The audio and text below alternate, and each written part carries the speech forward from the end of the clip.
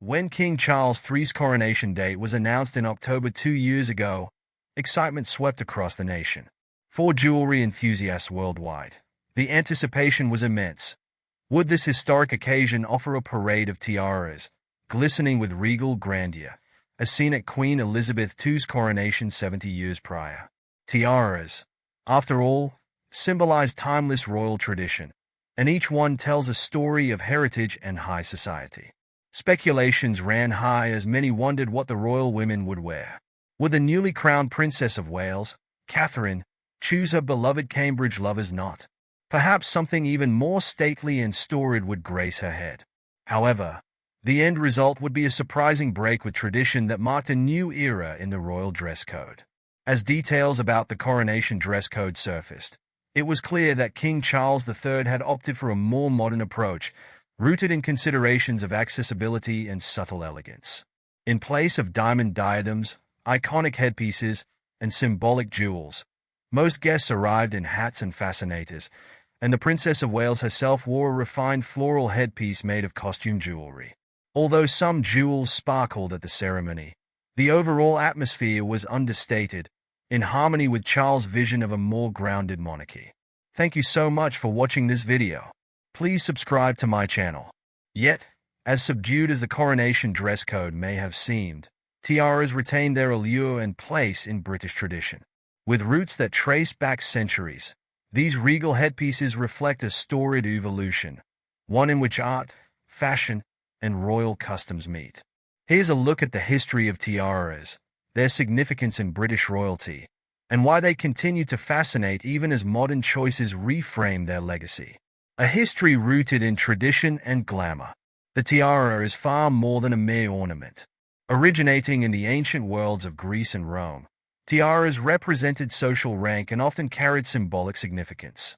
It was Napoleon Bonaparte, however, who reintroduced these glittering diadems to European fashion in the early 19th century.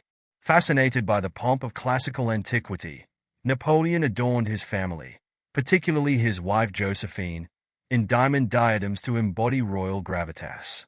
The sparkle and stature of these headpieces soon captivated European courts, where tiaras became status symbols, worn by high-ranking noblewomen at formal events.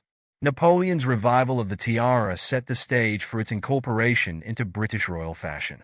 Queen Charlotte, wife of King George III, was an early enthusiast. Sketches from the 1760s show her wearing diamonds set in diadems, including a version of what would later become the iconic Spencer tiara. This tiara, famous as Lady Diana Spencer's wedding tiara in 1981, has roots that reach back to 1767 when it was created for Viscountess Montague. In the early 20th century, Gerard, a renowned jeweler, reset some of the diamonds in the Spencer tiara, preserving its intricate design that features delicate, undulating scrollwork. In 1816, Princess Charlotte of Wales became a trendsetter when she wore a tiara for her wedding, breaking from the convention that only married women wore tiaras. For her bridal trousseau, she wore a diamond-set diadem that secured her veil, beginning a tradition that British royal brides carry on to this day. By the coronation of her father, King George IV, in 1821, tiaras were an essential part of the British aristocratic uniform, symbolizing family lineage, wealth, and the highest echelons of social rank. Tiaras became investments as much as heirlooms, passed down through generations and adding luster to the social tapestry of British royalty. The role of tiaras in Victorian and Edwardian Britain. Queen Victoria's reign saw tiaras flourish in both design and size. The young queen, a lover of substantial jewels, transformed her Aunt Queen Adelaide's diamond-fringed necklace into a tiara. This trend of transforming family jewelry extended to Victoria's successors, many of whom commissioned jewelers like Gerard to create tiaras from existing family jewels, enhancing them with fresh designs and historical symbolism. The Londonderry tiara, for example, was commissioned in 1854 by the Marquis of Londonderry and designed with the family's existing diamonds, some originally from a belt worn at George IV's coronation.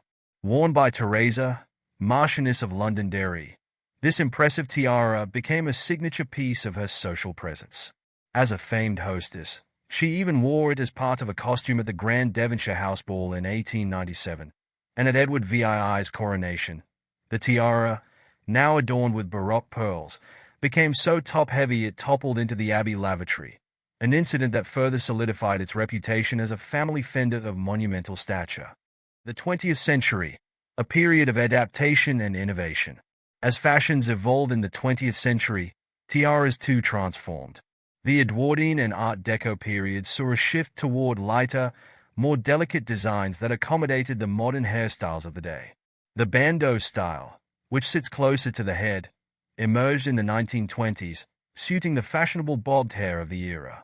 Lady Elizabeth Bowes-Lyon, the future Queen Mother, wore the Strathmore Rose tiara low across her forehead in true flapper fashion. Decades later, when the Princess of Wales wore this very tiara, she positioned it high on her head in line with contemporary trends, illustrating the enduring adaptability of tiaras across generations. Kate's unique choice at the coronation of King Charles III. In May 2023, with all eyes on the coronation of King Charles III, many expected that the Princess of Wales would don a grand tiara, perhaps the Cambridge Lover's Knot or another heritage piece from the royal collection. Instead, Catherine surprised spectators by choosing a modern floral headpiece crafted from costume jewelry, a decision that honored the king's pared-back dress code. Her daughter, Princess Charlotte, wore a matching floral crown, symbolizing continuity within the family even as they broke from convention. This choice highlighted King Charles III's vision of a more relatable, approachable monarchy.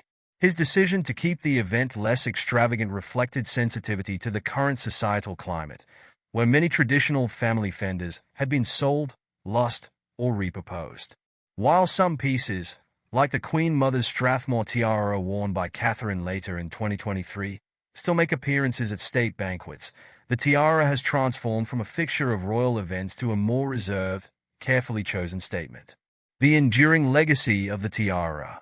Though tiaras may be less frequently seen in public than in previous decades, their allure remains strong. Helen Molesworth, jewelry curator of the Victorian and Albert Museum, describes tiaras as a fascinating record of jewelry history, encompassing stately, crown-like designs of the 19th century and the streamlined bandeaus of the early 20th century. These intricate designs reflect the shifting roles and styles of royal women across generations. Each time a tiara re-emerges, it is a nod to history, a continuation of a legacy that speaks to both opulence and evolution. Tiaras may have faded from everyday aristocratic attire, but they retain their place in the British monarchy's cultural lexicon. The use of jewels as symbols of history, tradition, and elegance persists, even as royal protocol evolves.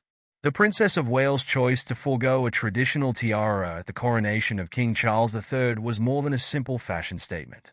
It was an emblem of the monarchy's willingness to adapt while maintaining a connection to its storied past.